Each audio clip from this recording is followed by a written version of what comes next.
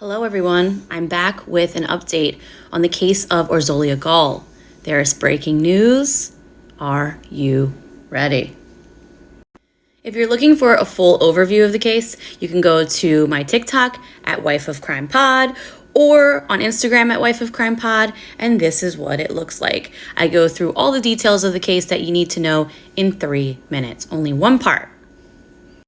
So over the last few days, the NYPD has been conducting an investigation and, they had some inkling that this person was someone known to her because there were 60 stab wounds, which tends to be like a crime of passion. It shows a lot of hatred. And they kind of knew that, but they were afraid to name the suspects because they didn't want them to lawyer up. They wanted to build a case first and then try to question them. So police knew that this was her last known whereabouts before heading home, Forest Hill Station House, that she sat at the bar alone for 45 minutes and then closed her tab. They decided to get her phone records and see who she had been in contact with that night. And it turns out she had been texting with 3 men. One of the men was a guy that she had had a relationship with, and they talked to a lot of friends and family and people who knew her intimately who confirmed that she had had an affair with this guy who also previously did work on her house, and it had ended badly. Now, during the crime scene investigation, cops, they found a lot of blood, obviously, and she did fight back. So I'm sure that they obtained DNA from under her fingernails.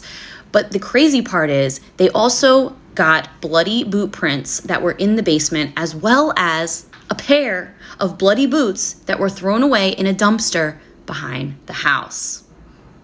So after the investigation, police decided it was time to approach this man, David Benola. David Benola was her ex-lover / handyman. She had texted him the night of Friday the 15th, and he knew the layout of the house. He knew there was a separate entrance in the basement that he could get into the house from, and that there was a spare key. When police approached David yesterday, Wednesday, April 20th, he immediately says, "I think you've been looking for me." And according to police, he confessed right away. He told police that after meeting up with her, they got into an argument and things got completely out of control. And he was charged with murder, criminal possession of a weapon, and criminal tampering. And that, my friends, is the tragic ending to the case of Orsolya Gaal.